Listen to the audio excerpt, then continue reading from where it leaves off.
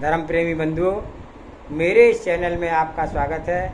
मैं लगातार जैन धर्म के पंच परमेष्ठी के बारे में बता रहा हूँ, नमोकार मंत्र की महिमा बता रहा हूँ, साधु परमेष्ठी की महिमा का वर्णन चल रहा है और इसके तीसरे भाग में आज मैं साधु परमेष्ठी के और गुणों को बताऊंगा।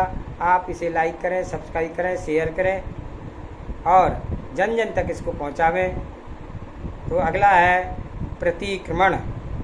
निंदा और ग्राह्यपूर्वक मनवचन काय के द्वारा द्रव्य, क्षेत्र और भाव से विषयों में किए गए अपराधों का शोधन करना प्रतिक्रमण कहलाता है।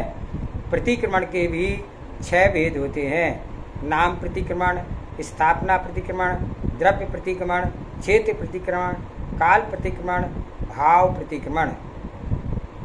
नाम प्रतिक्रमण पाप हेतु नामों से हुए अतिचारों से दूर होना या प्रतिक्रमण के दंडक रूप शब्दों का उच्चारण करना नाम प्रतिक्रमण कहलाता है। स्थापना प्रतिक्रमण सराग स्थापना से अर्थात सराग मूर्तियों या अन्य आकारों से परिणाम को हटाना स्थापना प्रतिक्रमण है। द्रव्य प्रतिक्रमण सावध्य पाप कारक द्रव्यों से सेवन से परिणाम को निवृत्त करना द्रव्य प्रतिक्रमण कहलाता है।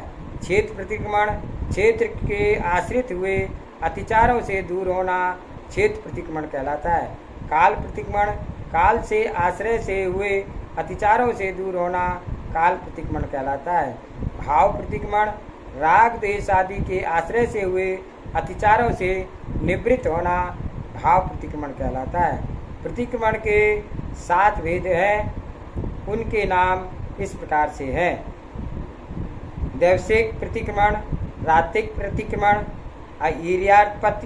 ईर्यापथिक प्रतिक्रमण, पाक्षिक प्रतिक्रमण, चतुर्मासिक प्रतिक्रमण, संवत्सरिक प्रतिक्रमण और उत्तमार्थ प्रतिक्रमण।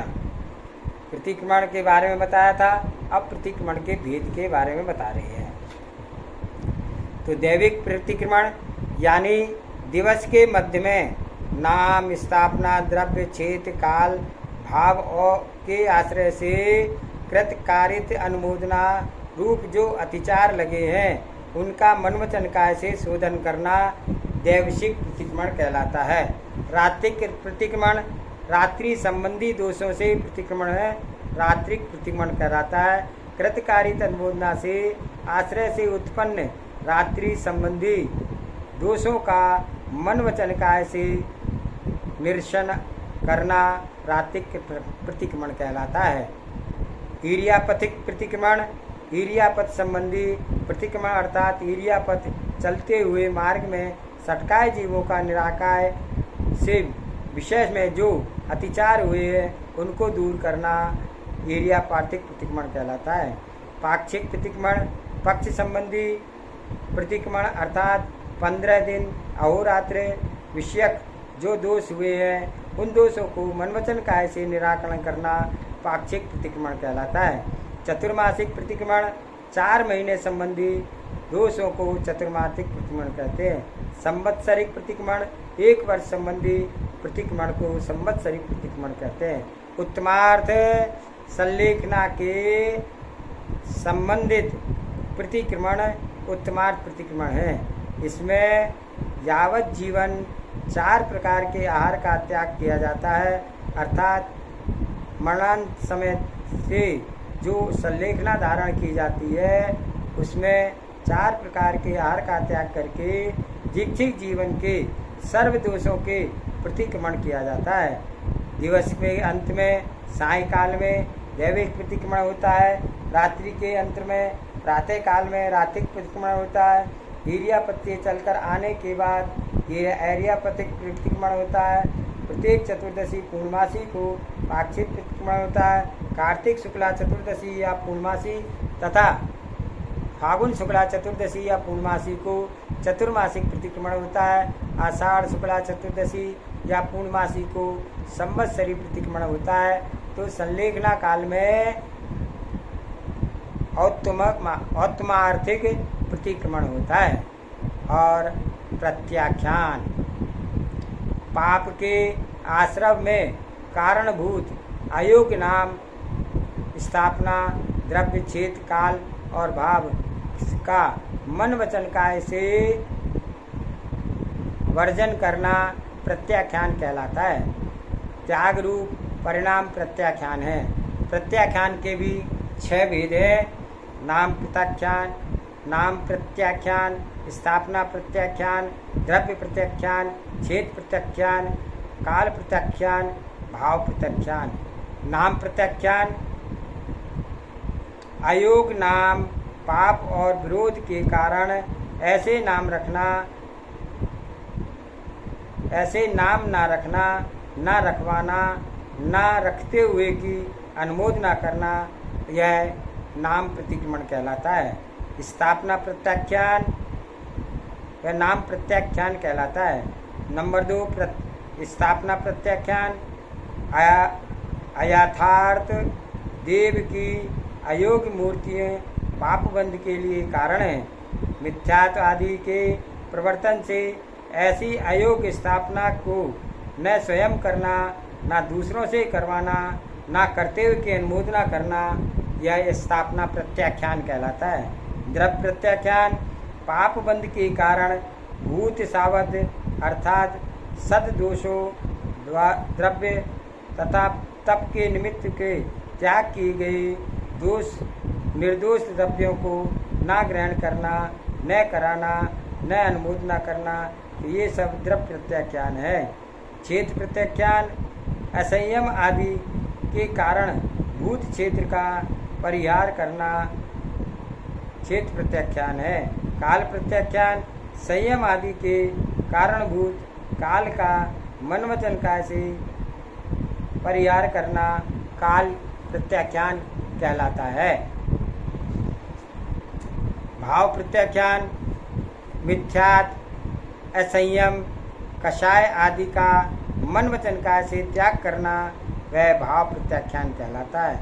प्रतिक्रमण और प्रत्याख्यान में क्या अंतर है, ये भी समझना जरूरी है कि भूतकाल भविष्यत अतिचारों, भूतकाल विषयक अतिचारों का शोधन करना प्रतिक्रमण है और भूत भविष्यत तथा वर्तमान इन तीनों कालों विषयक अतिचारों का निरासन करना प्रत्याख्यान है।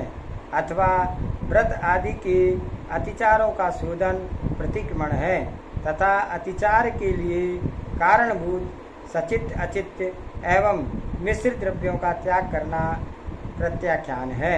प्रत्याख्यान के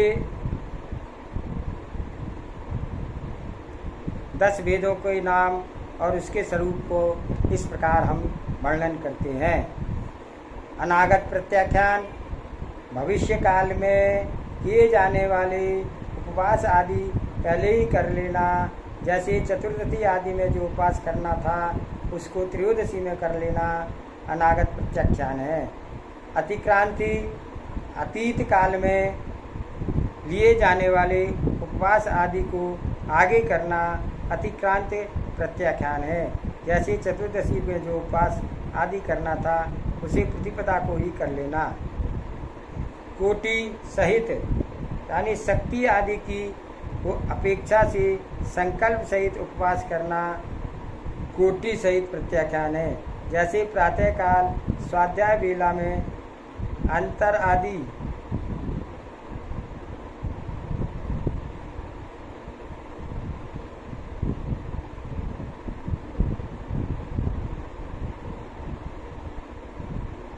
इस प्रकार से कोटि सहित प्रत्याख्यान के बारे में बता रहे हैं कि शक्ति आदि की अपेक्षा से संकल्प सहित उपवास करना कोटि सहित प्रत्याख्यान है। जैसे कल प्रातः स्वाध्याय वेला के अंतर यदि शक्ति रहेगी तो उपवास करूँगा, यदि शक्ति नहीं रही तो नहीं करूँगा। इस प्रकार से संकल्प करके प्रत्याख्यान करना। चौथा, निखंडित यानी पाक्षिक आदि में आवश्यक किए जाने वाले उपवास का करना निखंडित प्रत्याख्यान है। साकार प्रत्याख्यान, भेद सहित उपवास करना साकार प्रत्याख्यान है। जैसे सर्वोतभद, कनकावली आदि व्रतों की विधि से उपवास करना, रोहिणी आदि नक्षत्रों के भेदों से उपवास करना, अनाकार स्वेच्छा से उपवास करना, जैसे नक्षत्र आदि या तिथि आदि की अपेक्षा से बिना ही रुचि से कभी भी व्रत कर लेना अनाकार प्रत्याख्यान कहलाता है। द्रव्य परिमाणगत प्रमाण सहित उपवास को परिमाणगत कहते हैं। जैसे बेला, तेला, 4 उपवास, 5 उपवास, 15 दिन, 1 मास आदि काल का प्रमाण लेकर के उपवास करना। अपरिशेष जीवन पर्यंत के लिए 4 प्रकार के आहार आदि का त्याग करना अपरिशेष प्रत्याख्यान है। अध्यावनागत मार्ग विषयक प्रत्याख्यान अध्यावनागत है। जैसे जंगल आदि में से निकल करके प्रसंग में उपवास आदि का करना, अर्थात इस वन से बाहर पहुँचने तक मेरी चतुर आहार का त्याग है, ऐसा अध्यावगत प्रत्याख्यान कहलाता है। और 10वां सहेतुक हेतु सहित उपवास सहेतुक प्रत्याख्यान कहलाता है। जैसे उपसर्ग आदि के निमित्त से उपवास आदि करना सहेतुक नामक प्रत्याख्यान कहलाता है। आज के वीडियो में इतना ही। आगे मैं साधु परमेष्ठी के गुणों के बारे में आगे बताऊंगा। और आप सभी इस शेयर को लाइक करें, सब्सक्राइब करें, शेयर करें, जन जन तक इसको पहुंचाएं। आप सबका धन्यवाद धन्यवाद धन्यवाद।